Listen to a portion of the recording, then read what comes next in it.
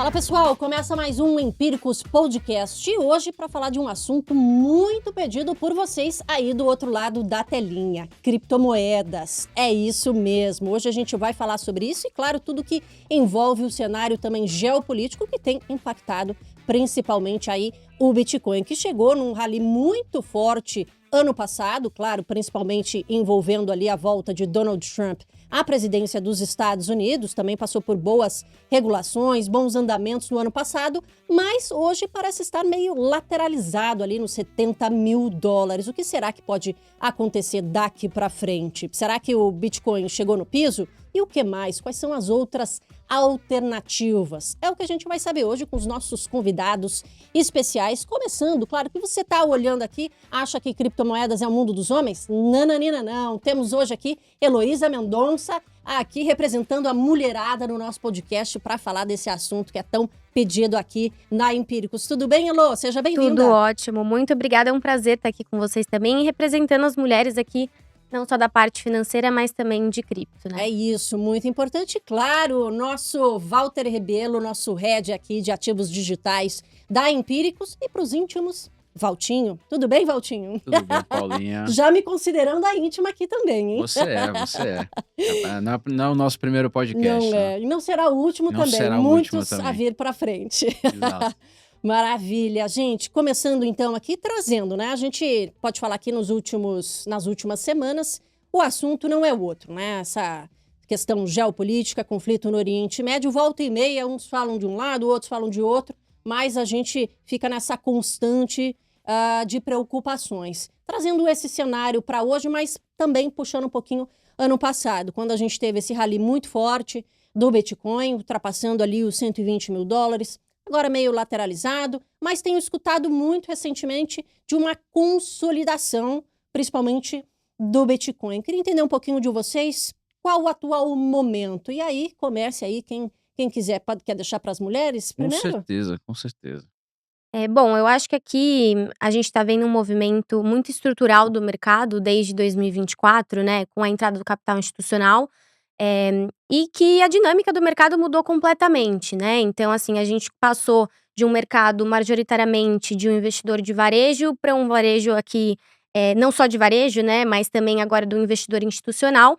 E agora a gente está vendo esse amadurecimento do mercado ter alguns outros dilemas, né? Então, não só o impacto da política, né, macroeconômica, agora também o impacto principalmente que o Trump trouxe muito, colocou cripto nesse cenário macroeconômico. Então, eu acho que assim, hoje em dia a dinâmica do investidor ele mudou muito, né? Principalmente com esses ruídos geopolíticos, a gente viu muito impacto nos ativos de risco de modo geral, né? E colocou muito a teste, né? Muito à prova esse mercado. Eu acho que tem muitos fatores aqui, inclusive, que a gente pode tirar disso.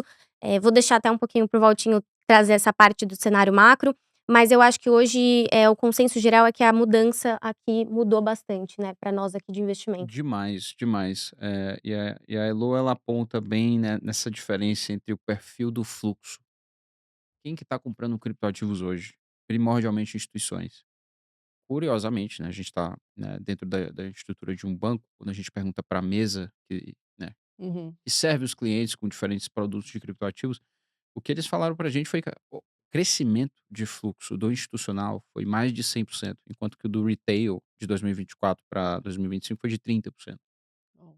É uma e o institucional ele tem muito mais capital, né, então uma mudança de mais de 100% não é só mais do que o retail, é muito mais do que o retail.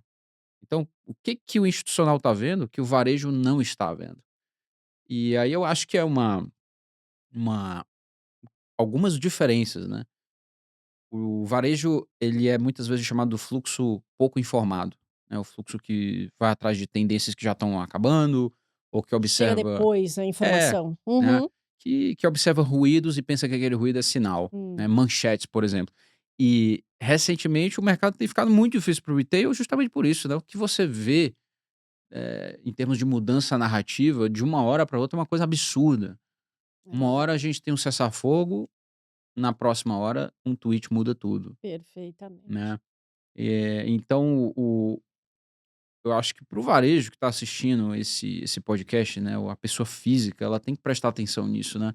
Como que você toma decisão sob incerteza, porque o mercado financeiro é isso, né? Isso. A gente não tem informação perfeita, a gente está apostando sempre em probabilidade. Uhum.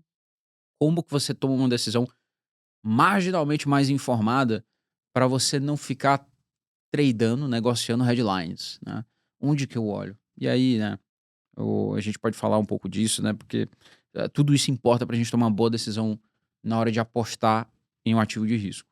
Com certeza, né, ali nessa diferenciação, principalmente para o investidor comum que não consegue ficar ali tradando Hum, justamente o ativo. E a gente Exatamente. conhece muito a criptomoeda, Bitcoin, principalmente, por esse lado, né, então é importante a gente trazer também essa visão mais de longo prazo, que é quando a gente fala aqui realmente, de qualidade, enfim, hum. de investimento mesmo. Agora, Valtinho, especificamente para você aqui, né, trazendo um pouquinho mais a Elô também, se quiser complementar depois, trazendo um pouco dessa correção que a gente viu aí nas criptomoedas, principalmente no Bitcoin.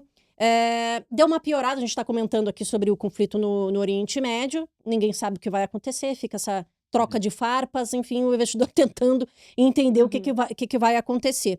Mas o fato é que a gente vê ali o Bitcoin nessa faixa, ali 60, 70 mil, mas antes disso ele já tinha perdido força, Tá. né? Não foi exatamente a guerra no Oriente Médio, né?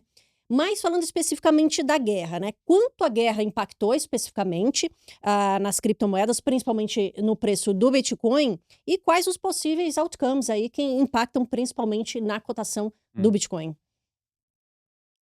Foi mais afetou muito mais no curto prazo, em dinâmicas de curto prazo, pequenas variações de preço do que qualquer outra coisa. Onde que a guerra ainda pode afetar o Bitcoin? E essa é a grande discussão agora, né? Para onde vai o preço do Uhum. petróleo e como que isso vai gerar segundas consequências para a política econômica, né? Corte de juros, que a gente tinha 2 cortes precificados em janeiro, agora já não temos mais nenhum.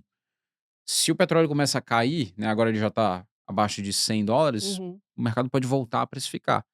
E você apontou muito bem, né, que o Bitcoin ele já tinha caído antes da guerra. Então, puts, começou a guerra dia 7 de março, o negócio continuou ali, estava, né, inclusive agora está descolando de software, né, o mercado estava prestando muito atenção nessa correlação entre Bitcoin e empresas de software, os 2 caindo muito juntos, né, uhum. correlação é o tanto que um anda junto com o outro, né. E o Bitcoin simplesmente se manteve ali nessa faixa que você está apontando, né, dos 68 mil, às vezes mais, às vezes Uhum. menos. E a longo prazo, se a gente tiver alguma crise de inflação por causa do petróleo, isso aí poderia sim afetar o Bitcoin adicionalmente, assim como vai afetar outros ativos de risco também.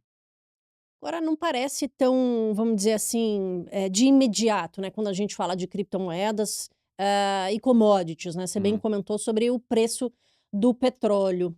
Como que a gente pode, né, na prática, assim, dentro desse cenário de guerra, mas também pensando com a cabeça do investidor, né, ativos físicos, ativos digitais, como que faz, né, como que tá na sua avaliação isso e, claro, como é que o investidor deve olhar para esse momento pensando ali, né, ao mesmo tempo porque as commodities têm se valorizado muito, o petróleo chegou a 120, putz, aí todo mundo ali, poxa, deve só investir ali nesse momento nas commodities? Não, mas você bem comentou, o Bitcoin, apesar da guerra, ele Uhum. ficou Ele não estável. entrou em tendência de baixa de novo, Exatamente. né. Elo, a gente fala muito sobre isso, né, Uhum. porque a gente não quer estar simplesmente certo sobre, o Bitcoin vai dar certo no longo prazo, né. Acho que essa é até uma outra discussão que estava muito em voga na semana passada por conta do risco de computação quântica, né, o Google publicou um E a papel e gente vai chegar daí aí também. vamos chegar lá, né, já dando spoiler, né. Sim, Já dando spoiler aqui, mas Mas vamos lá. acho que a real é que a gente quer estar certo sobre a direção do preço, né, sim. seja para cima, seja para baixo, e quer se posicionar de acordo. Então assim, o o cara que entende muito de macro, né, a mulher que entende muito de macro, Uhum. ela pode se posicionar, eh, bem, independentemente se o preço vai para cima ou vai para baixo. É porque, cara, se eu sei que o petróleo vai atingir o Bitcoin, eu já tô tendo um sinal técnico de que o Bitcoin tá perdendo tendência, eu posso apostar em um movimento de baixa, né, eu posso entrar short nele. Uhum. E você comentou o tema commodities, né, que ouro tem subido pra caramba, né. E às vezes Eh, faz essa correlação, né, por exemplo, então às vezes, será que é hora de sair, de repente, das uhum. criptomoedas e investir no ativo físico? Não sei, Exatamente. né? E nem precisa ser no físico, né? Se você quer falar de um dos maiores projetos de cripto que a gente está observando crescimento agora, Legal. pode chegar ali a patamares Ethereum, Bitcoin, inclusive. É, exatamente. Eu acho que só um ponto em relação até dessa questão de tokenização, né, Uhum. que é um grande avanço aqui da blockchain, né, do mundo cripto, e daqui para frente a gente vai ver cada vez mais instituições, né, não só a gente aqui conversando sobre isso. Então hoje, por exemplo, você tem ativos do mundo real aqui, principalmente moedas fiduciárias, né, como o dólar, já sendo negociados em blockchain, inclusive regulamentação avançando nesse quesito. E que a gente tem projeções até, muito interessantes em relação principalmente a stablecoins, quando a gente olha para o mercado como um todo, que provavelmente pode ser aqui pode fazer parte, né, de uma infraestrutura financeira daqui para frente. E além disso, a gente também começa a ver, por exemplo, o próprio ouro tokenizado, né. Então a gente tem, por exemplo, o Pax Gold, né, que está inclusive agora em plataformas aqui, no Brasil. Então eu acho que toda essa migração de tokenização vai ser muito importante. E uma coisa também do blockchain, que eu acho que é um benefício até para o investidor, mas eventualmente o investidor final ele não tem muito essa visão que a gente tem aqui trabalhando com isso, é que dentro do blockchain a gente consegue ter acesso a diversos dados, né, então dados de movimentação de uma forma mais clara, quem que está comprando, quem que está vendendo. Então quando a gente olha para essa questão desse movimento que você comentou, pô, mas o Bitcoin ele já vinha corrigindo, né, por que que ele começou, Hum. a cair, por exemplo, desde outubro? A guerra influenciou? Sim, eu acho que pelo fato desse mercado estar amadurecendo e cada vez mais estando mais consolidado dentro do mercado financeiro tradicional, não tem como ele não ter um risco aqui, que ativos do mundo financeiro, não, né, acabam sendo impactados, como juros, inflação e tudo isso mais. Mas eu acho que um ponto legal também da gente comentar aqui, que muita gente tá perguntando, é o porquê dessa queda, né, desde outubro principalmente. Hum. E eu acho que quando a gente olha, deixa um pouco de lado essa questão geopolítica, a gente vê muita dinâmica do mercado cripto que ainda não acontece muito no mercado financeiro tradicional. Como, por exemplo, a gente viu uma grande realização, né, dos investidores long term holders no ano passado. Long term holders é basicamente um investidor que comprou Bitcoin há pelo menos 155 dias. Mas aqui a gente está englobando também investidores de 2 anos, 5 anos, 10 Uhum. anos. E quando a gente olha para um patamar acima de $100.000, esse cara já está no lucro, né? E eventualmente esse cara que entrou no mercado há 10 anos atrás já está em outro momento de vida, ele quer realizar, né, lucro, eventualmente Com certeza.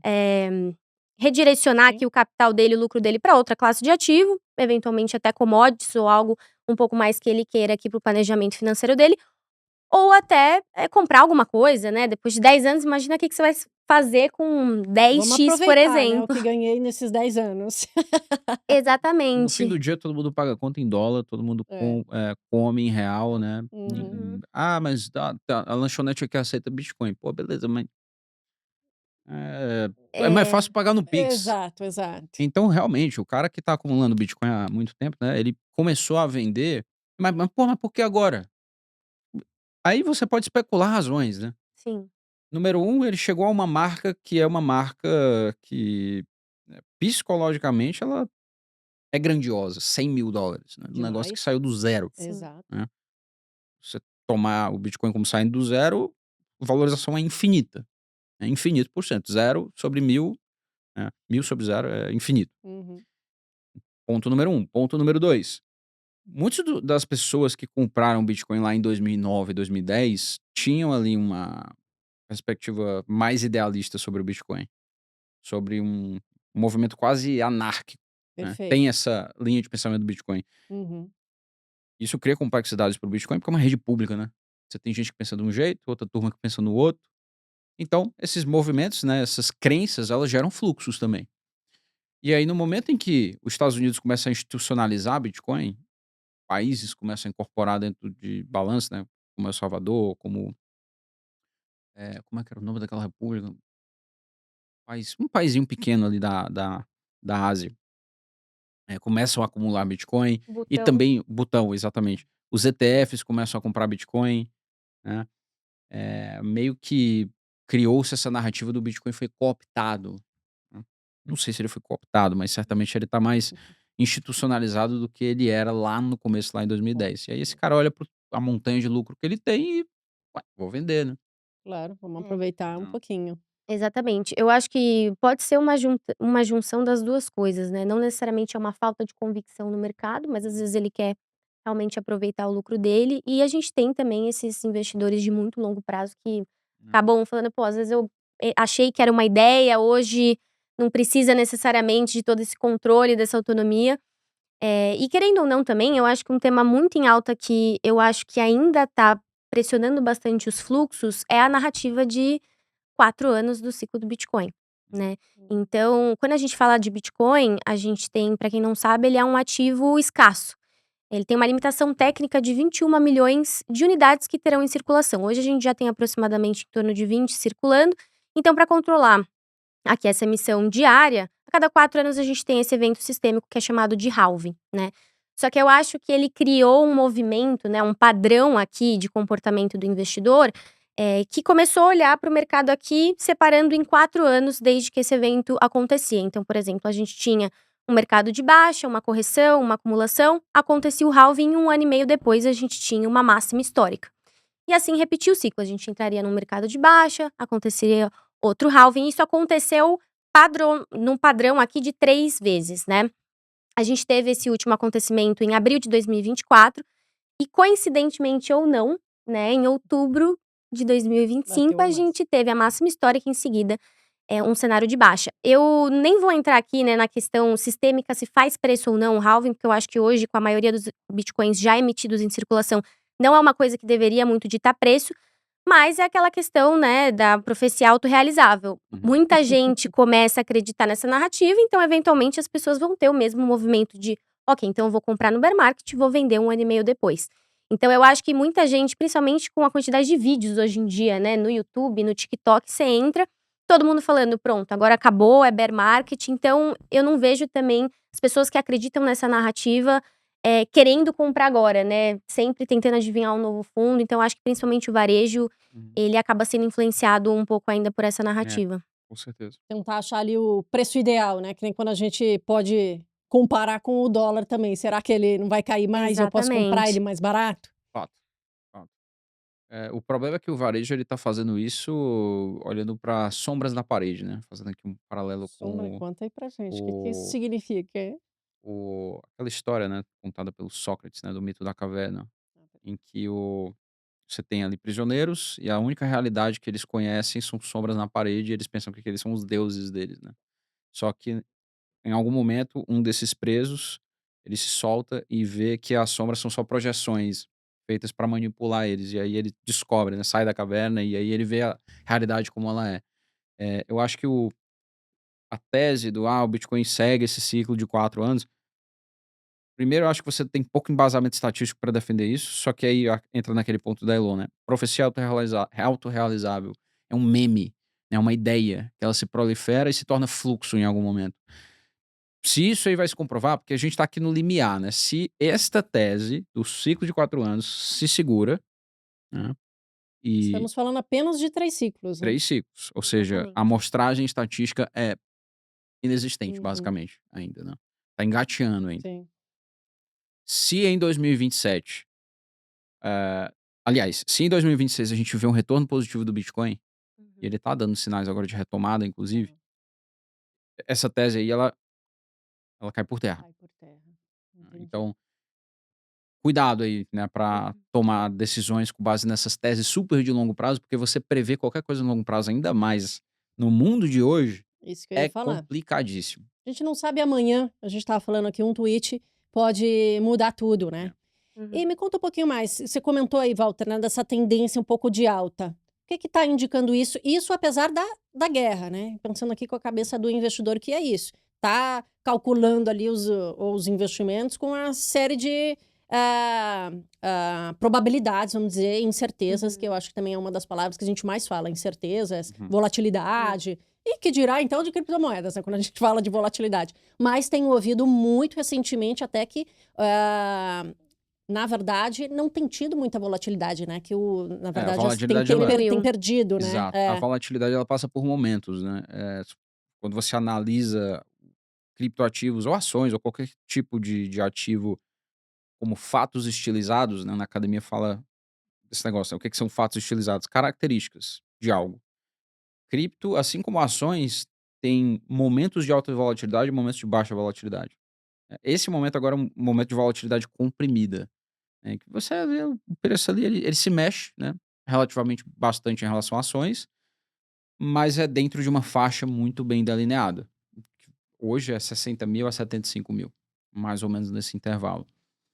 E o que você quer enxergar é alguma mudança nesse estado de volatilidade, porque quando a volatilidade está comprimida, você ganha dinheiro tradando dentro desse range aqui com um certo tipo de estratégia.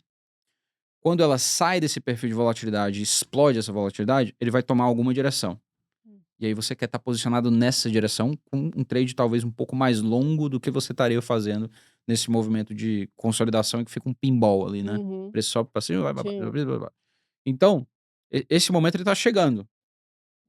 Quando a gente olha pelos modelos que a gente utiliza aqui dentro, né, dos nossos estudos, o Bitcoin ele tá chegando no fim dessa fase de compressão e ele tá apresentando sinais técnicos positivos. Aí, né, por quê, né? Se a gente for tentar assimilar que algum racional econômico por detrás desse dado técnico, né? Porque o preço ele tem informação embutido dentro dele. Que informação é essa que eu não tô vendo? No momento, eu tô vendo aqui uma melhora marginal da guerra. É isso.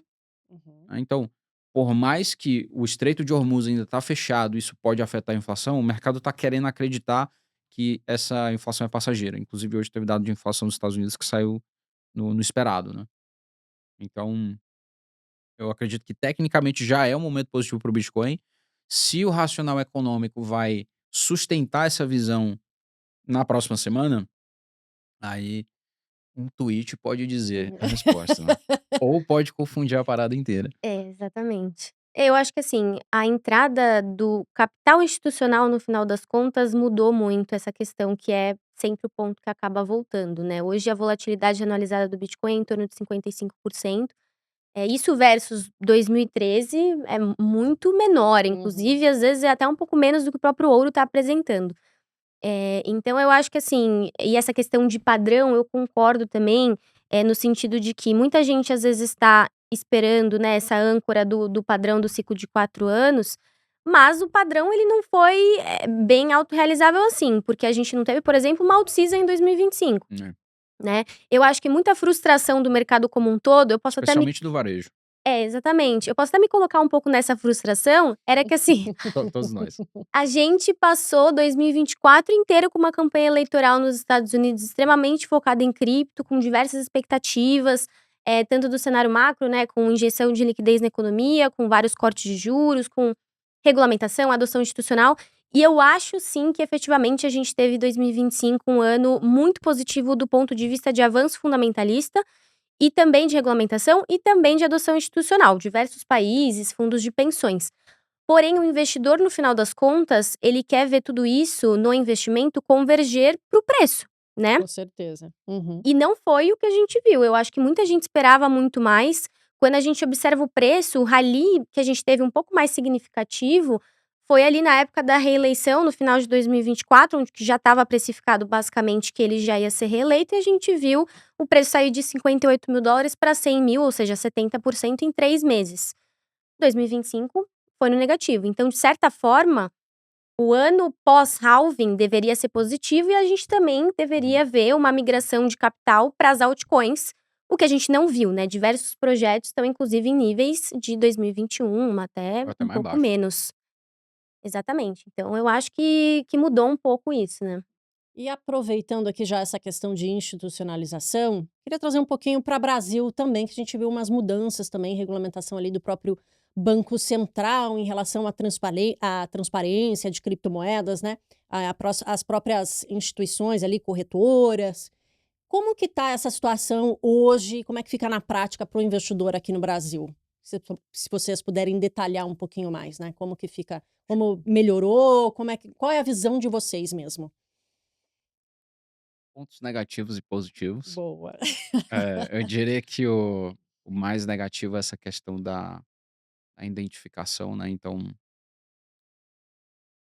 seja qual for o fluxo que você for fazer dentro de uma exchange, se você for fazer um saque para uma carteira sua, essa carteira ela vai estar fichada pelo governo. Então, a anonimidade on-chain fica um pouco questionada aí nesse momento, né. Pontos positivos, tem vários.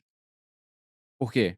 Agora a gente tem um arcabouço regulatório positivo para as PSAVs, né, as prestadoras, de serviços de ativos digitais, ativos virtuais, eh, que basicamente resguarda a operação, né, cria algumas exigências positivas, como por exemplo, uma separação aqui patrimonial entre o dinheiro do cliente e o dinheiro da empresa.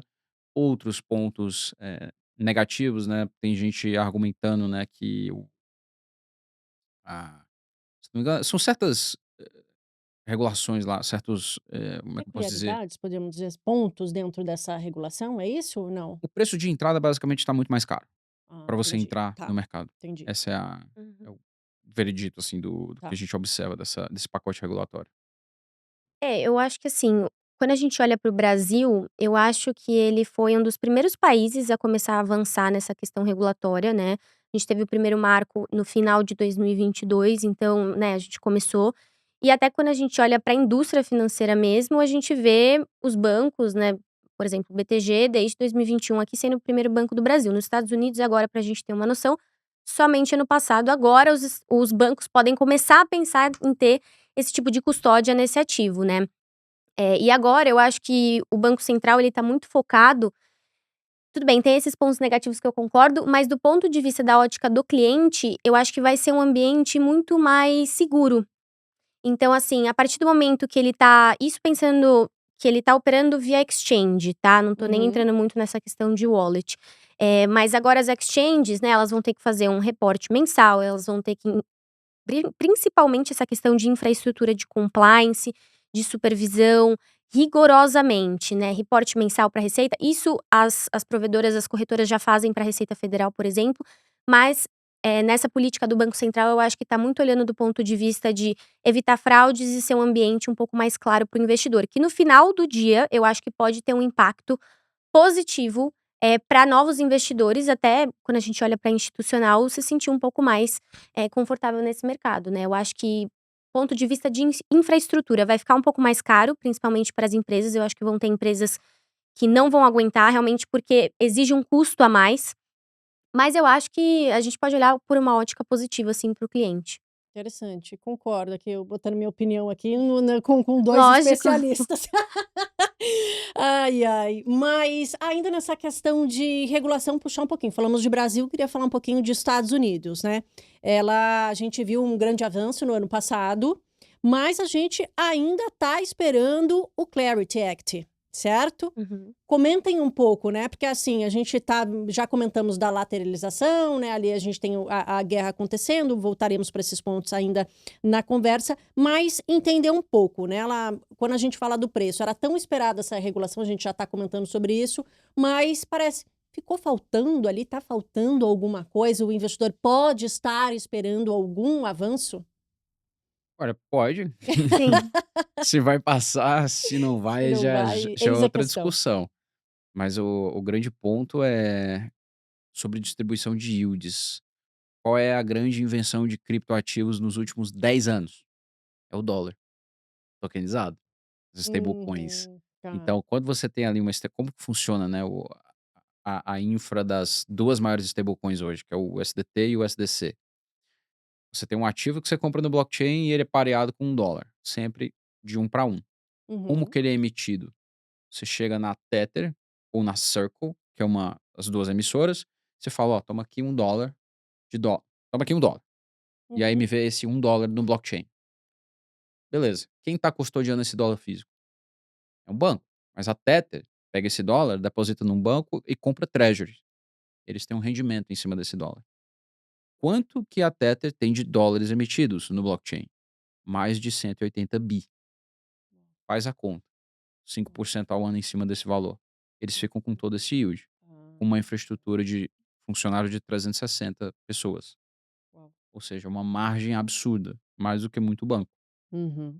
E essa é algo que criptoativos têm criado com uma certa frequência, né.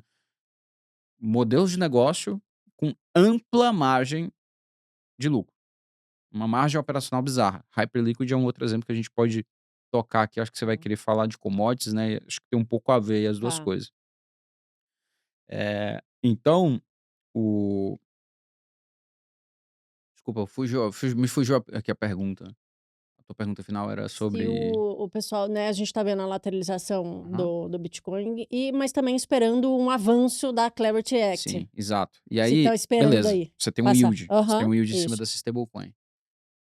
O que que a Coinbase quer fazer? O que que essas empresas de stablecoins querem fazer? Ora, o cliente final, ele vai ter aqui uma stablecoin dentro da carteira dele. Como que eu atraio esse cara para cá? Eu vou entregar um yield para ele, 3%, 5%. Só que isso ainda não está regulado. Quem que se incomoda com isso? O setor bancário. Porque hoje o setor bancário você tem ali trilhões e trilhões de dólares estacionados em depósitos e o cara remunera o cliente dele, isso nos Estados Unidos, tá? Uhum, 0,3%. Ou seja, não remunera. uhum. A remuneração real é negativa. E aí o grande medo deles é: putz, se tiver as stablecoins agora disponível na carteira digital de um cara que tem um PayPal, de um cara que tem um, né, os aplicativos dos americanos, Sim. eles não têm Pix, né? O Pix dele Não. é Venmo, né? Essas Uhum, aplicações privadas. É, pô, isso aqui cria um risco pro setor bancário. Porque vai puxar muito fluxo, com certeza. vai contrair crédito, pelo menos isso na cabeça do lobby bancário. Uhum. Então essa é uma grande discussão agora do momento no Senado americano. Lobby cripto contra lobby bancário. Quem vai ganhar? Não sei. Eu acho que assim, a gente tinha 2 projetos de lei, né, que começaram no ano passado, Genius Act, que já era mais em torno de stablecoin que passou, só que quando chegou no Clarity Act, começou muito, esse debate, né, no sentido de: "Pra que que eu vou deixar meu dinheiro parado na conta internacional, sendo que se eu deixar em stablecoin vai render muito mais?". Eu acho sim que a gente pode esperar uma regulamentação, inclusive saiu um estudo, da Casa Branca falando inclusive que o impacto no crédito até, enfim, em relação a isso pode não ser tão grande, mas eu acho que é um entrave que, assim, os bancos eles não vai ter muito para onde ir, né, Hum, porque já tá virando algo, uma pauta muito recorrente. E principalmente quando a gente olha para essa questão de rendimentos e on-chain, e lembrando que o lastro, né, é um mercado hoje tokenizado de US$ 300 bilhões, só que 196 estão lastreados na dívida americana, de certa Uhum. forma. Então, eu acho que os bancos estão exatamente por isso, eles estão de certa forma corroborando para a dívida, financiando, mas tem esse conflito de interesse, né. Então é isso, né, a gente não sabe muito bem quem vai ganhar essa É. briga. não. E se não tiver nenhum tipo de adesão até o fim desse mês, né, em abril, Ó, as chances de desse negócio só passar no próximo ano, de só ser considerado no próximo ano, aumentam consideravelmente. Por quê? Esse ano tem midterms, né, tá. o Senado vai começar a entrar em modo de eleição e pouca coisa vai passar por lá. E esse projeto de lei ele é crucial que ele saia pelo menos a favor, um pouco a favor, né, das empresas de cripto, porque se você tiver uma regulação que é ruim, para você voltar nesse assunto, você não volta mais nesse assunto em questão de legislação. Para voltar, Perdeu-se a oportunidade, é quando isso? que você vai falar de yield stablecoin de novo, né? Então, tipo, não é uma pauta. Recorrente que É. é entendi. Então realmente os grandes influenciadores aí desse movimento, né, os financiadores, que é o Sim, lobby sim. cripto, Coinbase, A16Z, Gemini, todas essas grandes corretoras, Tether, não sei se Tether especificamente, mas essas corretoras é certeza que sim, que estão nessa super PAC, nesse fundo que financia campanhas políticas. Eh, esses caras, eles preferem não ter lei do que ter uma lei ruim. Hum. E se, por exemplo, não for aprovado, né, vamos dizer, eu acho que a aprovação seria muito mais positiva, a gente poderia Uhum. ver, vamos dizer, até você comentou aí sobre essa tendência de alta, enfim, das criptomoedas, realmente pegar tração. Uhum. Se não, vai ficar parado e difícil voltar, Pode ser que isso entre no preço. entre no preço. Sim. Pode ser. Agora eu queria voltar na questão, você comentou que eu queria falar de commodities, queria mesmo, né? Porque aí a gente fica nessa dicotomia, vamos dizer, né? Como olhando aqui por parte do investidor, como equilibrar Hum. essas posições, pensando ali, enfim, no portfólio, mas também pensando aqui em tantos fatores que impactam, né? A gente está falando de um cenário de guerra, esperando gente, a Clarity Act, que tem a Genius Act, também confundi aqui, mas a Genius passou. A questão, né, essa questão autorrealizável aí do halving, tantas questões, né? Como colocar tudo isso e entender, né? Quais são as possibilidades quando a gente pensa? Tentar aproveitar um pouco commodities, mas também tem a tokenização, enfim. Como que mistura isso, gente? Clareia pra fogo, gente. né? Você fica refém das Eu faço narrativas. perguntas difíceis, Sim. quero a bola de cristal aqui.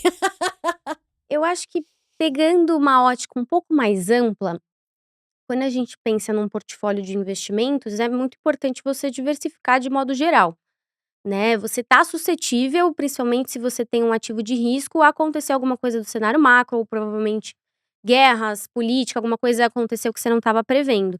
Então eu acho que o que a gente está passando hoje é só mais uma fase que a gente já viu com diferentes ativos, com diferentes gatilhos macroeconômicos e reforça a importância, sim, é importante a gente ter um percentual em renda fixa, por exemplo, caso a gente queira ter, né, uma proteção de capital, algo mais conservador, mas também é importante, eventualmente, a gente captar algo num cenário de renda variável, em cripto, commodities, a gente viu o ouro. Muita gente, inclusive, compara bastante Bitcoin com ouro, É né? isso. Muita gente ano passado tava, ai, mas não é a reserva de valor, né? A tese. Mas a gente está comparando um ativo que nasceu em 2009, que é uma tecnologia emergente, versus um ativo que é o ouro milenar, né? Que os bancos centrais, querendo ou não, do mundo inteiro, eles vão recorrer a um ativo que já é conhecido, que já tem 4 trilhões de captação, que já tem aqui físico, né? Algo que, teoricamente, quando a gente olha Já para é o investidor, consolidado, né? já é consolidado. Uhum. Então, eu acho que é mais uma fase para realmente ver que, assim, faz sentido você diversificar seu portfólio, sim. E eu acho que nesses momentos, muita gente olha com desespero para o mercado, mas também muita gente olha com a ótica de oportunidade. Então, eu acho que faz sentido nesses momentos, eu acho que mais importante até do que quando tá subindo, a gente olhar o portfólio, ver se faz sentido alguma outra oportunidade, entrou uma narrativa nova, agora não faz tanto sentido cripto, faz sentido commodity. Então, eu acho que num cenário base é super importante, né, a gente rever o portfólio de modo geral. Fato. Tudo que você tem no portfólio é algo que vai se comportar diferente a depender do contexto. Então, você tem ali uma cesta que tem Bitcoin e tem treasuries, ou então tem ouro, ou tem prata, urânio. Esses ativos, conforme a música, né? Qual é a música que tá tocando agora? Ah, é guerra. Ah, estamos saindo aqui de juros altos na grande maioria das nações e também indo para juro baixo. O Brasil talvez seja o melhor exemplo do que ainda pode cair muito mais, né? E por isso, né, toda essa questão de, pô, investe em Brasil, né? Meio que o call que combina os dois, né? Tanto empresas que não subiram ainda muito em emergentes, quanto commodities, quanto o juros real, que tá lá em cima quando comparado a outras nações. Eh, então, por que que essa questão da diversificação que a Elo tá tocando é tão importante, né? Em especial para aquele investidor que não vai ficar tradando ou tentando fazer timing. É que esse perfil, né, de ativos que se comportam diferente em um contexto específico, eles vão deixar a tua carteira com um perfil equilibrado, né. Então, pô, o Bitcoin pode ter caído, tudo bem. O ouro subiu pra caramba. Isso vai te dar aqui um retorno, né, uma curva de equity, né, que a gente chama, uma curva de retorno mais suave do que você ficar apostando direcional no Bitcoin, né, que vai ser um perfil de retorno muito mais arredio. Então, o investidor ou então aquele que quer investir e precisa de ajuda para isso, tem que sempre buscar entender o que que ele quer, porque a sua experiência em investimentos, né, a sua experiência que você vai ter, né, depende muito daquilo que você quer e das contas que você faz para ter essa experiência. Então, pô, conversando com eh, o seu assessor ou seja lá quem te aconselhe, cara, eu quero aqui um perfil de retorno mais tranquilo, né, não quero que o negócio se mexa muito. Tá bom, é só dosar. A diferença entre o remédio e o veneno é a dose, né. Perfeito. Eu acho que no final das contas, concordo totalmente que é você criar uma descorrelação entre os ativos que estão na sua carteira para criar uma assimetria melhor, né. Então, se vier uma música, por exemplo, de guerra, vai beneficiar os ativos que estão com uma narrativa de proteção, como ouro, como eventualmente até o Bitcoin. Se tiver aqui, eventualmente, alta de juros, renda fixa, você vai estar preparado. Então, Uma grande dança das cadeiras é investir. difícil. E colocando aqui em perspectiva, Paulinha, essa ideia de você ter uma carteira diversificada, né? Pô, como é que eu invisto em commodities, como é que eu invisto em ouro e nessas coisas, né? Agora tá chegando uma solução bem legal para clientes do BTG Pactual, que vai ser um ETF de commodities, o CMDB11. Então, é uma maneira super fácil de você investir nessa mega tendência, né? Risco geopolítico, ruído geopolítico não vai ser uma coisa que vai parar de acontecer tão cedo. A guerra do Irã tá acabando, mas pode ser que daqui a pouco tenha outra, né? Vai saber. Então, equilibrar bem. Então, ali, né, com diversas possibilidades, mas é isso, né? Acho que também, vocês bem falaram aqui, mas se mantendo também muito bem informado, né? Porque apesar das vezes os investidores se ligarem muito nas manchetes, mas de uma forma ou de outra tem que estar atento e entender também essas movimentações, pensando aí numa boa carteira, né, tentando ganhar de um lado, às vezes Uhum. perdendo do outro, mas fazendo essa boa distribuição. Agora, separei aqui mais ou menos em duas partes o nosso podcast, para a gente também falar de um assunto que estava bombando, está ainda, mas veio ali o hype. Não estou aqui, né, fazendo, parafraseando, mas desse apocalipse cripto, né? Essa questão de um paper do Google que você chegou a comentar sobre, né, essa preocupação da computação quântica acabar Uhum. com Bitcoin, enfim, explica isso, o que, que aconteceu aí, o que está acontecendo e qual é essa preocupação. O Bitcoin pode acabar, enfim, Olha, comenta aí pra A Elo gente. tá escrevendo um baita de um artigo sobre isso Ó, aí. Acho que ela vai conseguir falar até legal. melhor do que eu. É, eu, Legal. eu acho que esse paper, ele trouxe um certo choque para o mercado inicial, porque quando a gente falava desse risco da computação quântica quebrar a criptografia atual, eu acho que era um risco que a comunidade olhava como um risco um pouco mais teórico, um pouco mais distante, né? Então, esse paper, com os dados concretos que ele trouxe, com todo o estudo, e é inclusive assim, tem 57 páginas, a gente está lendo bastante, né, construindo esse artigo também. Eu acho que o principal consenso aqui foi que ele trouxe esse risco para um âmbito muito mais mensurável e palpável, no sentido de, ok, agora a comunidade realmente precisa se movimentar. Por que, que eu digo isso? Eu acho que tiveram 3 dados principais que acabaram trazendo esse risco bem mais palpável que eu comentei. Primeiro de tudo, é em relação à capacidade computacional necessária que um computador quântico precisaria ter para conseguir quebrar hoje a criptografia atualmente. Lembrando que hoje não existe um computador quântico com uma capacidade computacional, seja a revisitada, seja anteriormente, né? Uhum. Então esse computador ele ainda precisa ser desenvolvido. Mas a questão inicial é que a estimativa anterior aqui de necessidade, que era em torno de 10 milhões qubits, né, que é a unidade de poder computacional quântico, foi revisitado para 500 mil, ou seja, 20 vezes menor. Então acho que isso já foi um indicador, bem, assim, extremo, né, a gente olha, pô, não precisa de 10 milhões, precisa de 500 mil. Então isso já acho que encurta um pouco esse horizonte que a gente achava que era mais de longo prazo. O segundo ponto foi que ele inclusive detalhou como que seria esse ataque na prática, né. E o que que acontece hoje com a criptografia atualmente, como que funciona a segurança da transação, por exemplo, eu vou te mandar um Bitcoin. Nessa transação, ela vai ser incluída na blockchain, ela vai precisar ser validada e criptografada, né. Então a gente tem os mineradores que vão validar, né, que realmente é um Bitcoin, que realmente sou eu, que realmente é você. Enfim, essa transação ela é aproximadamente com uma duração de 10 minutos, tá. Então a gente tem esse intervalo de tempo em que eles consideram no estudo que a minha chave pública fica exposta. O que que é minha chave pública? Ela é como se fosse, Seu e-mail. exato, o seu Uhum. e-mail, por exemplo. Então é uma informação pública, certo? Hoje Sim. um computador não conseguiria derivar a sua senha de e-mail com base nessa chave pública, tá? O Tá. que que eles trazem aqui o estudo? Que um computador suficientemente com aquela capacidade revisitada, avançado, ele conseguiria, a partir dessa informação pública, decifrar a sua chave privada, ou seja, a minha senha. Hum. E o pior é que ele conseguiria fazer isso dentro de um intervalo de 9 minutos. Ou seja, ele tem ali um gap de 1 minuto para conseguir, a partir do momento que ele decifra a minha senha, entrar ali, né, no blockchain, na minha conta e Uhum. redirecionar esse recurso. Ou seja, ao invés de eu estar enviando para você, eu acabo enviando para o endereço do controle dele para ele fazer o que ele quiser. E ainda mais, essa estimativa, eles colocam uma estimativa de probabilidade de sucesso de 41%, que o computador consiga fazer. Isso a gente está pensando num cenário base de que a minha duração aqui desse intervalo de tempo de transação dure 10 minutos. Pode durar mais. Quanto mais essa transação, eventualmente, ou a rede está congestionada, eles demoram um pouco mais para validar, essa probabilidade pode chegar até 100%. Uhum. Então, eu acho que esse também foi um segundo dado que me impressionou bastante.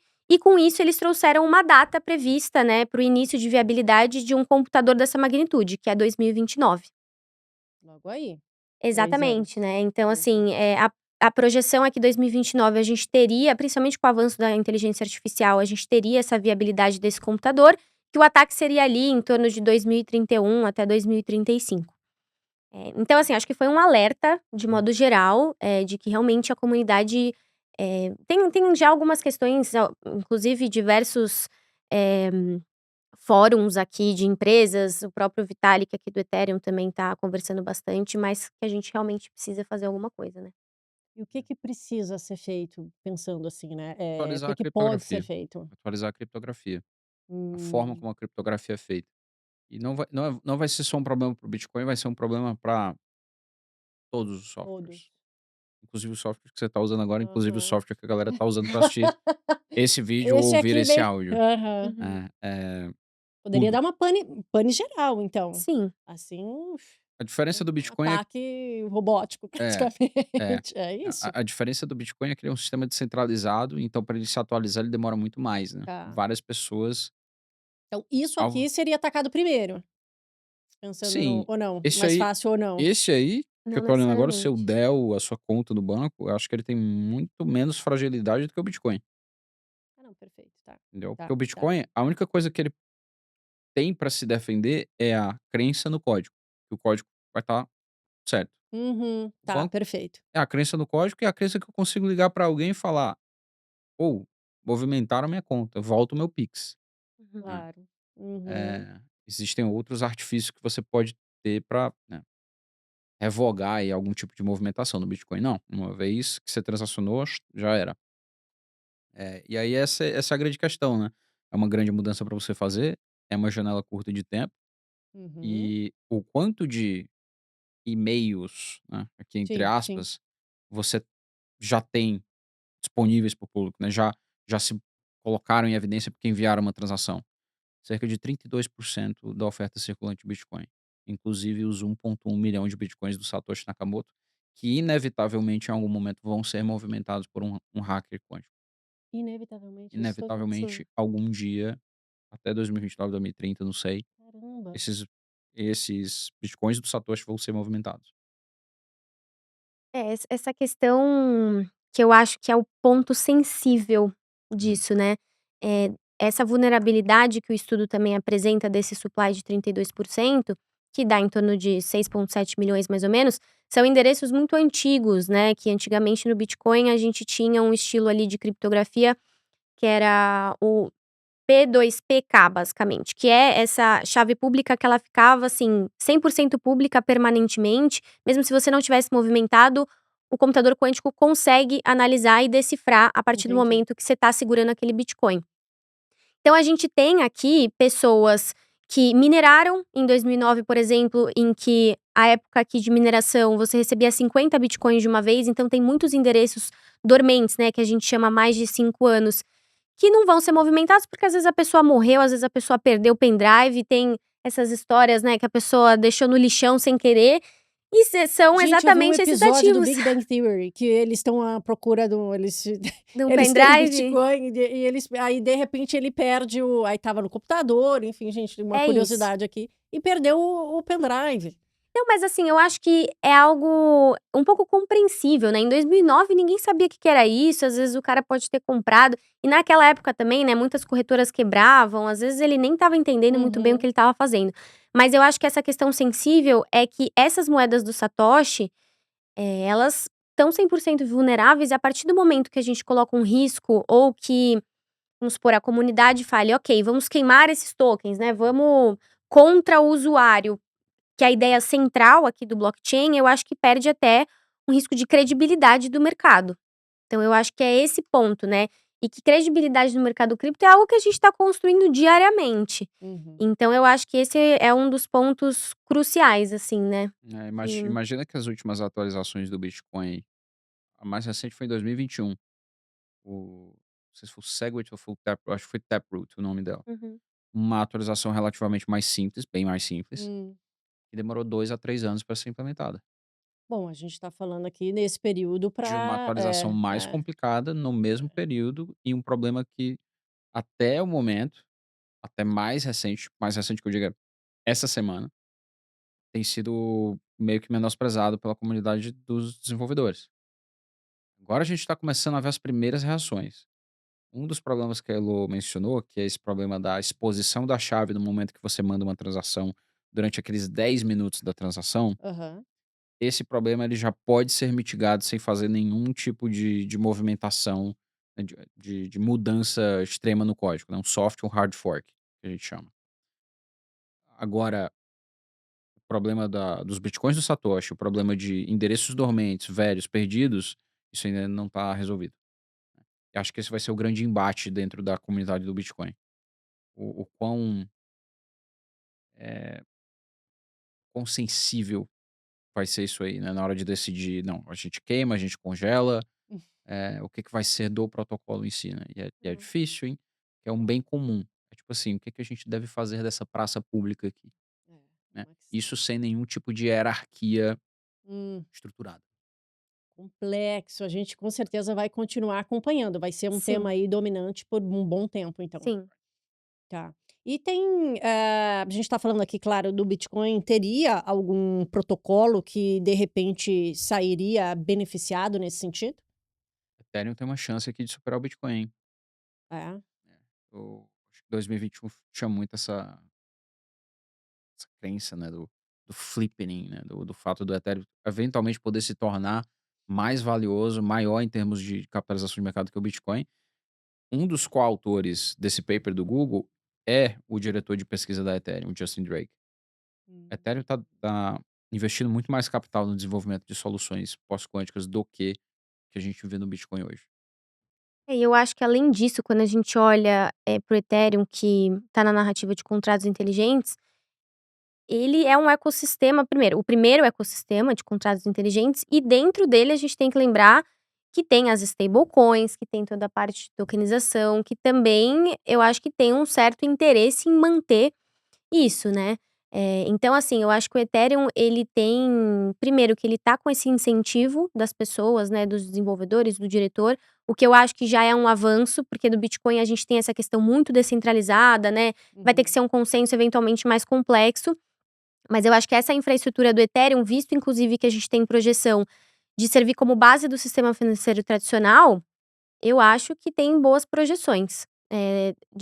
Além disso, quando a gente olha pra questão de preço, né, a gente tá com uma simetria muito grande ali, quando a gente olha a relação Bitcoin e Ethereum, que inclusive, assim, chegou ali no all time high de 2021 para 4.900, mas não acompanhou o Bitcoin.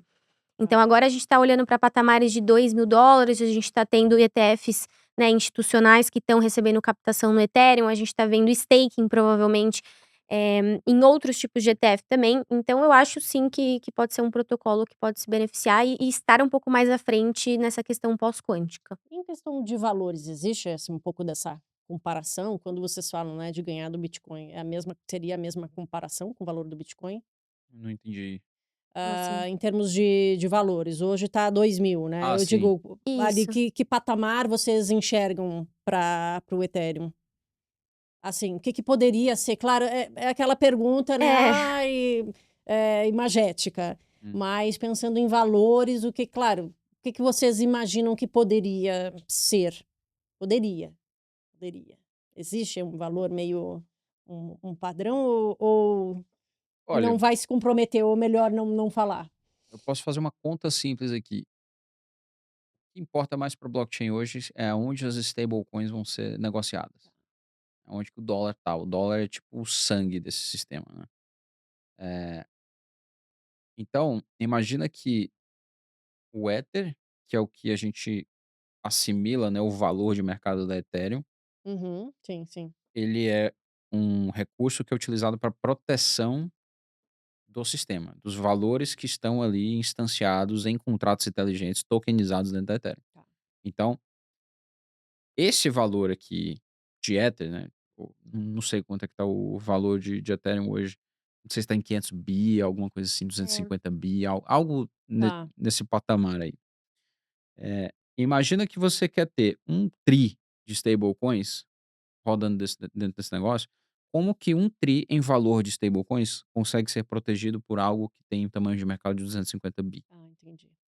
Então, uma hora, esses dois patamares eles têm que convergir, né? Hoje, Perfeito. Uhum. stablecoins tem o quê? 300 bi de tamanho Sim, de mercado, 300 bi. 80% disso aí fica dentro da Ethereum, 50%, não sei, é um número Tá, entre isso.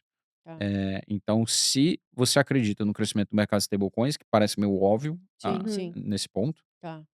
você deveria também crer que Ethereum vai surfar grande parte disso.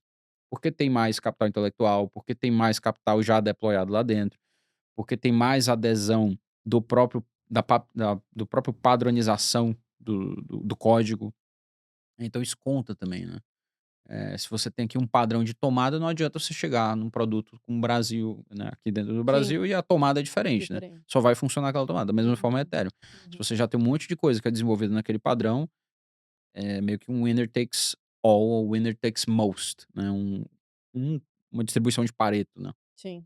Então vocês estão entendendo, não é apenas um podcast, é uma aula também, que para me explicar também aqui algumas questões. Ai, ai, mas além disso, ainda tem outra questão aqui, puxando por Hyperliquid, né? Que subiu forte, né? A gente, esse nome não tá aqui por acaso, eu digo já, né? A gente faz ali outros programas, também tenho ouvido bastante sobre o Hyperliquid. Qual é o hype do Hyperliquid, né? Fazendo aqui uma tentando fazer uma brincadeirinha, mas conta e pra gente entender mesmo aí, Hum. quem que se habilita? Cara, Hyperliquid é uma das ideias mais fenomenais que surgiu de cripto, né? Junto com o O Stable. Valtinho, ele todo dia dá uma olhada ali como que tá. Nossa. Não, é porque tá. Obsessivo, É porque assim, tá obsessivo. subindo, né? Então a É, gente quer ganhar dinheiro e é aquele sim. negócio. É, Errado não tá, cara, né? é bizarro. Hã. Hum. Quem criou o Hyperliquid foi esse cara chamado Jeff Ian. Ele é um cara que trabalhou em fundos quantitativos. Enfim, não vem aqui ao caso mencionar isso, mas é um cara que tem profundo conhecimento sobre infraestrutura de mercado. E, e a ideia dele foi essa: queremos criar a casa das finanças no blockchain. Então, um lugar que você consegue negociar ação americana, ação coreana, urânio, petróleo, ouro e Bov daqui a pouco, se duvidar, e com alta alavancagem, sem intermediário, alta liquidez e preço barato. Então é basicamente esse o produto que eles criaram com 11 programadores. A receita per capita, a receita por funcionário é algo estrondoso, isso é coisa de 400 milhões de dólares por funcionário por ano. É o tanto que esses caras produzem. E qual é o hype a respeito disso aí? Depois da guerra, o que que acontece com o petróleo? O petróleo sobe, todo mundo quer especular no petróleo. O que que acontece no final de semana na bolsa de Chicago? Fecha. Nada, fecha, Uhum. né. Pra onde que vai esse fluxo de compra? Para o único lugar que não fecha no final de semana, que tem alta alavancagem, que tem bom preço de execução, que tem liquidez, Hyperliquid. O que que acontece quando o fluxo vai para lá e gera um monte de receita? Essas receitas absurdas aí que eu te falei da conta Sim, agora, né. sim. 99% disso vai para recompra do token e queima dele. Ou seja, é um token que ele se assemelha muito a um equity, a uma ação. Você pode fazer um fluxo de caixa descontado, um valuation de hype, que você vai ter ali um número. Tá. Ele se encaixa dentro desse instrumento de valuation mais tradicional. Então é sobre esse o hype. Os caras estão faturando bilhões, estão investindo esse dinheiro para trazer o mercado de perpétuos, né? Para quem não sabe, perpétuos é um tipo de derivativo. Tem o mercado de futuros na B3. Pois é, esses futuros eles têm um vencimento. O perpétuo não tem. Uhum. Como que o preço do perpétuo converge para o preço do ativo spot? Aí tem um mecanismozinho lá que faz isso funcionar, que é o funding rate. Mas o que tende a acontecer é, todo mundo quer negociar esse negócio, todo mundo quer alavancar, todo mundo quer especular, todo mundo quer um lugar que você consegue tradear com custo baixo, 24 horas por dia, 7 dias por semana. E não só você, pessoa física.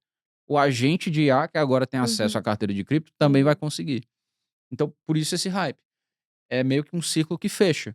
Uhum. Então, independente se o mercado tá bom ou tá ruim, as pessoas vão continuar expressando as ideias delas e o que elas pensam sobre preço, sobre o mundo, em termos de aposta, em algum lugar. Esse lugar tem sido Hyperliquid, pelo menos no blockchain. É esse que é o grande benefício do blockchain no final do dia, né. E a gente viu muito esse hype nessa questão dos preços do petróleo, então as negociações explodiram.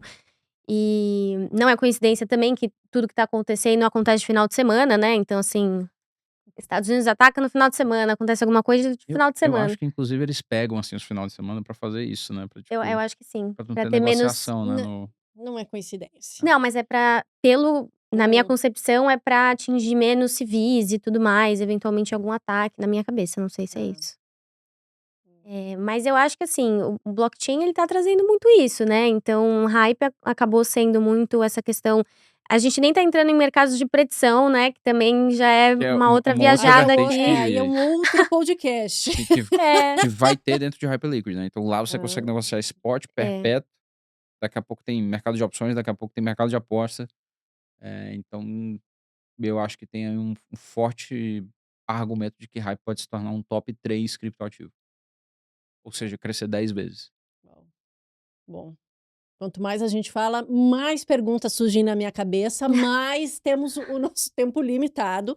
Vou trazer aqui, então, o nosso bloco do trade em 1 minuto. Então, aqui, eles já estão brifados, né? Então, Uhum. eles têm que fazer aí vamos dizer, vender o trade deles em 1 minutinho e a gente vai ter o cronômetro, inclusive. Mas assim, vamos ver quem vai ganhar essa briga aí. Brincadeiras à parte aqui, Uhum. mas é isso, gente. A gente vai fazer aí. Quero que vocês defendam uma ideia em 60 segundos. Começando por quem? Mulheres ou vamos disponibilizar aqui o. Não, Vai lá, falei vai lá, vai demais. lá. Acabei de vender um trade aqui pra Ah, é você. verdade, é verdade. E a gente nem combinou nada, É. assim, Isso Mas eu não então vou aí. falar de Hyperliquid, não. Esse já foi, né? Ó, Vamos lá, esse já foi. aliás, pra quem quer negociar Ah, Hyperliquid no Brasil, o BTG vai vai lançar. ter disponível, né, para as pessoas ali na plataforma de negociação de criptomoedas. Então, Hyperliquid no BTG Pactual, se eu não me engano, já nesse mês, né.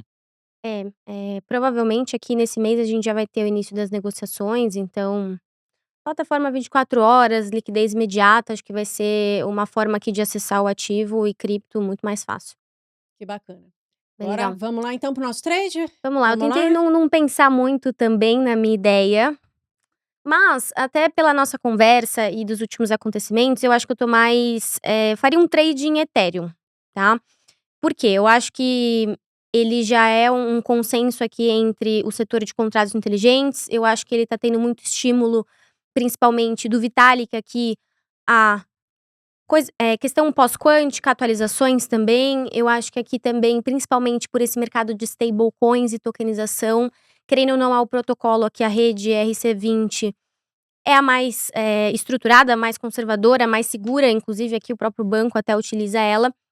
E eu acho que pensando num longo prazo, ele vai ser sim a base principal de infraestrutura da nova economia. Então eu acredito que as pessoas consigam se beneficiar bastante, acho que $2.000 realmente está apresentando um cenário de compra muito positivo, e provavelmente a gente tem aqui algumas atualizações extras e por isso que eu faria um trade em Ethereum. Facinho, gente. Foi fácil, 1 minutinho. simples. Essa foi fácil, Ethereum essa foi também se fácil. vende, né. E fez muito menos aí de 1 minuto, né? O povo é muito bem Não, não, preparado bota aqui nesse 30 segundos, programa. bota 30 segundos pra mim. É, mas Hum. Bora lá, Hum. Valtinho. Eu vou de PAXG. PAXG é a versão tokenizada do ouro. Ouro não é um ativo que vai entrar em tendência de queda agora. Aliás, ele está em tendência de alta estrutural, por conta do momento geopolítico que a gente está vivendo, um movimento de desdolarização, desglobalização.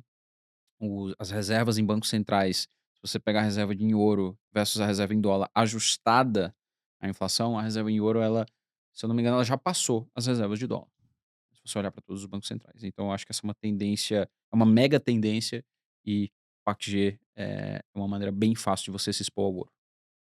Quase 40. É isso, era 30 segundinhos mesmo.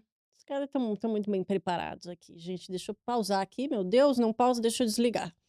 Mas, sim, agora a gente teve o nosso trade em 1 minuto, vamos partir para o nosso saque empíricos. As pessoas mandam perguntas aqui e vou Uhum. dizer para vocês, hein, desde essa estreia da nova temporada, a gente já recebeu pergunta de cripto. Eu falei: "Gente, espera aí um pouquinho que eu preciso trazer o Valtinho e a Elo aqui para Uhum. conversar com a gente, né, e perguntar para quem realmente entende". E aqui deixando o convite para quem acompanha a gente aqui também nesse episódio, manda suas perguntas. Pode ser de cripto, pode ser de ações, fundos imobiliários, tem todos os analistas aqui da Empíricos. E aí a gente vai retomando também. A gente também abre ali caixinhas de perguntas nas redes sociais, pode mandar na minha, do Valtinho, da Elo também, redes sociais, que a gente está sempre atento lá e trazendo também essas perguntas. E olha, como eu falei que teve desde o primeiro, a Hum. gente tem aqui até bastante, tive que selecionar bastante aqui as nossas perguntinhas. Mas começando então pela pergunta da Ana, que eu achei bem interessante, um caso bem específico.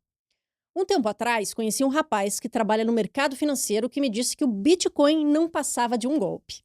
Eu ignorei na época, mas será que agora eu devo dar ouvidos a ele? Um golpe. É.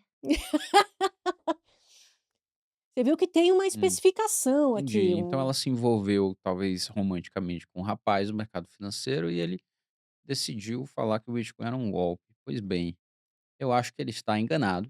Eu acho que o Bitcoin é um ativo de risco, ele não é um golpe. Como que você explica um golpe de 2 ponto sei lá quantos trilhões, né?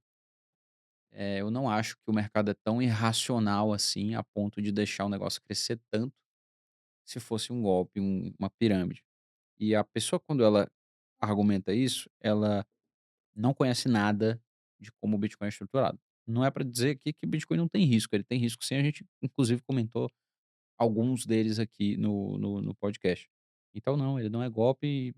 Você pode tomar como prova a última década de performance de preço do Bitcoin. Eu acho que ele perdeu assim, né, acho Eu que acho que o rolo acho que o rolo não foi pra ele frente. perdeu a oportunidade de Acho que conseguir comprar uma lua de mel com um Exato. anel caro, porque ele não comprou o golpe do Bitcoin. daqui É. 10 anos também ele pode dar uma olhada de novo. Perdeu, acho que perdeu a mulher também aqui. O Cris, com base em fundamentos e análise gráfica, o Bitcoin chega a $45.000? Vocês preveem esse patamar mais baixo? Assim, do ponto de vista fundamentalista, qualquer coisa pode acontecer, né. A gente não espera que caia, mas pode sim acontecer. Do ponto de vista técnico, muita gente fala até os patamares em torno de $55.000, né, principalmente quando a gente olha essa questão da alavancagem, quais são os preços, né, que estão um pouco mais concentrados de contratos futuros. Eu não descartaria a possibilidade, né, mas assim, se a gente olha com o ruído da guerra, por exemplo, a gente bateu ali em 60.000 e conseguiu segurar, eventualmente, espero eu, né, que a guerra tá talvez num possível fim, que a gente tenha algum tipo de acordo e eventualmente com a economia também a gente tenha algum corte. Eu acho um pouco improvável, mas eu não descarto a possibilidade. Eu assimilaria uma probabilidade de menos de 5% para esse cenário, Uau. hoje. E aí já emendo mais 2 perguntas da Elisa aqui. Já acho que meio respondida, mas vamos lá. Ainda dá tempo de entrar em Bitcoin ou já saturou? Melhor investir em outras, né, eu digo em moedas alternativas? Esse negócio assim de: o investimento tal saturou". Isso pra mim não quer dizer nada, porque assim, é tudo uma dança das cadeiras, uma hora o negócio vai estar bom, uma hora o negócio vai estar ruim. Você quer entender qual é o movimento provável dele e surfar naquela direção. Então assim, é mais sobre o expertise, né. Você entende bem do quê? Cara, eu entendo tudo de petróleo. Eu sei tudo aqui, eu sei explicar o movimento de Petrobras perfeitamente. Vai investir em Petrobras. Eu sei explicar o movimento do Bitcoin muito bem. Eu passei quase uma década já estudando esse negócio. Então eu sei que o momento ele vai estar ruim. Eu não vou estar investido nele. Ou então eu vou estar posicionado vendido nele, né. Eu acho que o momento agora é um momento propício para você comprar. Pelo menos do lado técnico, quantitativo. Uhum. Eh, eu achei até engraçado o que a Elô falou, né. Pô, fundamentalista tudo pode acontecer, né. Esse é o problema do Sim, fundamentalista. gente. Eu acho que o fundamentalista sem estar associado ao lado técnico, ele fica meio solto, né, assim. Onde que você finca a sua expectativa de preço? Como é que você gere o teu risco? Né, porque Entendi. toda decisão tem um risco. Sim. você fala que, né, pô, qual a probabilidade do cenário de 45 mil? Eu assimilo menos de 5%, mas você vê que nunca é uma certeza, né, você Ah, só pode não. ter certeza daquilo que aconteceu, Né. né. Eu acho que essa pergunta é uma pergunta que eu recebo há anos e vou continuar recebendo de amigos, clientes, que é: "Ai, mas será que tá muito caro agora? Será que agora tá barato?". E eu acho que tá caro ou barato é muito relativo aqui quando a gente fala de cripto. Porque se olhar por uma ótica do investidor que entrou há 2 anos atrás, a $35.000, $70.000 já tá o dobro do preço, né, pode ser Uhum. considerado caro ele, né, aumentar esse preço médio e comprar um pouco mais. Se a gente olha ainda um pouco mais pra trás, e em 2022, o cara comprou a $16.000. Agora, se a gente olha numa ótica de quem entrou no topo, tá com preço médio de $126.000, realmente tá barato. E se o Bitcoin passar por esse teste, né, passa a guerra, passar a pós-quântica, quanto que pode estar daqui 2, 5 anos? 200.000, 300.000? 1.000.000? 1.000.000, muita gente fala da marca de 1.000.000 em Uhum. 2030, né. E também acho que tudo é possível. Então, eu acho que isso é muito relativo, né. Eu acho que a questão crucial aqui que o investidor tem que entender é que a dinâmica mudou, e assim, eu acho que a estratégia do investidor tem que mudar também. Não é tão mais fácil você fazer dinheiro em cripto como era em 2017 ou até em 2021, que eventualmente você comprava algumas moedas principais, Uhum. tudo ia subir, ia repetir o padrão do ciclo de 4 anos, e até out-season, pronto, vendemos no topo.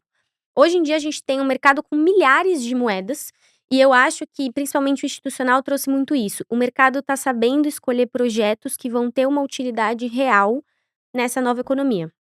Então, narrativas como inteligência artificial, privacidade de blockchain para as empresas, infraestrutura, né, DeFi como um todo, até contratos inteligentes que a gente comentou do Ethereum. Então eu acho que assim, eu olho como um barato para o longo prazo, mas Uhum. eu acho que o investidor tem que agora ter uma estratégia, um pouco mais no afinco ali do estudo do que antigamente. Tá joia. Agora mais 3, gente. Separei aqui mais 3, mas acho que já foram meio respondidas, mas também porque aqui a próxima é Ethereum. Tá bom para comprar? Acho que ficou claro na nossa conversa antes que tá bom. Uhum. Inclusive Uhum. aqui foi recomendação, foi trade. E Solana, chegará a valer R$ 1.000? R$ 1.000 Já ou mil valeu, né. dólares? Mil Mil dólares? reais, porque eu acho que em dólares eu acho que é reais. Bateu Não, mil e mil mil e reais quinhentos vai ser Já reais o ano passa. que passado. é. Não, R$ 1.000 Já eu bateu. acho que tá tranquilo, assim, tá fácil, né. Tá Sim. tranquilo. E daí vamos já passar aí $1.000. É, Já que tá mil fácil em dólares reais, já né. é já É. já é outros 500, né. Aí já fica Eh, mais um pouco já fica de mais difícil. dentre essas blue chips, né, essas top 10, Solana é uma das que tem tecnicamente apresentado, assim, não muita tendência, não tá tão boa assim comparado com o Bitcoin, quanto como o Ethereum, como outras moedas de patamar de capitalização de mercado similares. Entendi. E para fechar, o que vocês acham de meme coins? Essa é espetacular, eu acho que também vocês devem respondê-la Uhum. constantemente, quase todo dia. Uhum. É, assim, meme coins, elas são basicamente uma categoria, né, dentro do universo de cripto. Então, quando a gente fala de inteligência artificial, a gente tem contratos inteligentes, a gente tem as meme coins, né, que são, um ponto de debate aqui no mercado, né. Por quê? Elas acabam sendo categorias aqui de moedas que não têm um fundamento por trás, né, elas foram criadas com base em memes mesmo. A gente tem a criptomoeda com a cara do Trump, com a cara de um animal, e que acabaram criando uma comunidade muito grande algumas, né. Então assim, a gente tem, por exemplo, o Dogecoin, que hoje tá no top 100 ali de market cap. Em contrapartida, a gente também tem milhares que eventualmente vão virar pó. Eu acho que assim, meme coins, faz sentido você ter uma pequena exposição dentro do seu portfólio de cripto. Se você quer realmente, se você tiver um perfil, claro, um pouco mais sofisticado, um risco um pouco mais, para você gerar uma assimetria de mercado, porque ela vai ser extremamente volátil, ela vai ter um risco muito alto. Então, eu acho que é basicamente isso, assim, eu acho que pode fazer sentido, principalmente as com maior, capitalização de mercado, inclusive a gente tem aqui, uma automação que é um robô que opera somente nesse mercado, porque o nosso objetivo é conseguir capturar essa simetria. Mas o nosso objetivo aqui, e principalmente direcionamento para os clientes quando eles entram aqui com a gente, é gerenciamento de risco, né, tudo tem um risco. Então, se você quiser buscar uma assimetria muito grande no portfólio, você precisa tomar um pouco mais de risco, mas sempre respeitando aqui o seu perfil, também e tolerância, tá? Bacana. Não tem fundamento, a maioria vai para zero, aí você pode ganhar dinheiro com isso, se você entender como o preço se movimenta. E é esse o ponto. A gente não olha para o mercado e estigmatiza aquilo ali pelo que ele é, entendeu? Pelas impressões que causa nas pessoas. A gente simplesmente olha para os números, entende como que o fluxo ele se comporta e vê sobre a probabilidade de, cara, como que eu faço para ganhar dinheiro nisso aqui, né? É uma ciência. Eu não olho para um paciente, eu julgo o paciente. Eu tento adaptar aqui para o meu objetivo, só isso. É uma conta de engenheiro. Uau! Chegamos então no fim do nosso podcast. Queria aqui deixar, vocês têm considerações finais para trazer? A gente abordou muita coisa, Um passeio completo. mas Passeio completo mesmo. passeio completo, hein, Foi. gente? Ó, ficou completaço esse programa aqui. Considerações finais, pessoal? Recadinhos? Eu acho que, só compartilhando, assim, um pouco do meu ponto de vista, eu acho que a gente tá passando por mais um teste, né. Já tiveram outros testes antigamente em cripto, terão outros com certeza, e eu entendo muito essa incerteza do mercado, né, esse certo medo, mas eu acho que a gente pode olhar para isso como uma oportunidade não só de investimento, mas para aprender mais. Acho que a gente está tendo muitos avanços ainda, regulamentação, adoção institucional no mundo inteiro, então eu acho sim que cripto é um assunto que as pessoas têm que começar a estudar, porque eu acho que daqui 10, 5 anos, 5 anos pelo menos, né, mas assim, 5 anos as pessoas já vão estar, assim, super acostumadas com esse assunto, eu acho que vai tô bem otimista, assim, com o mercado, eu acho que vai crescer bastante ainda. Bacana. Frequentemente não, né, todo dia eu faço lives, Uhum. abertas, inclusive para quem tá assistindo esse podcast, super bem-vindo aparecer lá no chat e trocar ideia. E uma pergunta que eu fiz na live de hoje, inclusive, foi: "Você acha que cripto é um investimento de longo prazo ou de curto prazo?". E aí tem gente que acha que é de longo, tem gente que acha que é de curto. Eu defendo aqui uma união dos 2, que é você ter o racional longo prazo, do porquê que as coisas tendem a dar certo, mas o seu gerenciamento de risco, que é o todo dia, né. Uhum. Você vai ali, todo dia você se exercita, todo dia você escova o dente, todo dia você, né, melhora ali um pouquinho e mantém uma certa rotina. O teu gerenciamento de risco, que é a tua higiene da tua carteira, ela tem que ser feita no curto prazo, pensando com as informações do tempo curto prazo, porque tu não sabe o que vai acontecer daqui a um mês, daqui a 6 meses, tu não sabe. Então, olhando para esse lado do racional econômico de longo prazo, se você compra cripto, você está fazendo uma aposta em tecnologia, né. E pensa aí, tecnologia que, permite você acessar capital via internet, uma coisa que não surgiu ali nos anos 2000, né, ficou para depois, essa inovação econômico-financeira. E agora com cripto você consegue fazer isso, só que é muito complicado de você usar. Qual é a tecnologia que te ajuda a utilizar cripto hoje em dia? IA. Então, vários processos que foram criados com essa tecnologia legado, né, esse softwarezão legado que foi construído nos anos 2000, 2010, ele vai ser atualizado e uma parte dessa atualização vai envolver blockchain. Ou seja, o que que eu quero dizer aqui? O avanço de blockchain melhora IA, porque agora você pode fabricar verdades, né. Então blockchain é uma maneira de você estabelecer de onde vem a verdade, quem é a fonte. Que é transparente, Uhum. traqueável e a história não muda. É daí que é a graça de blockchain, é um registro imutável.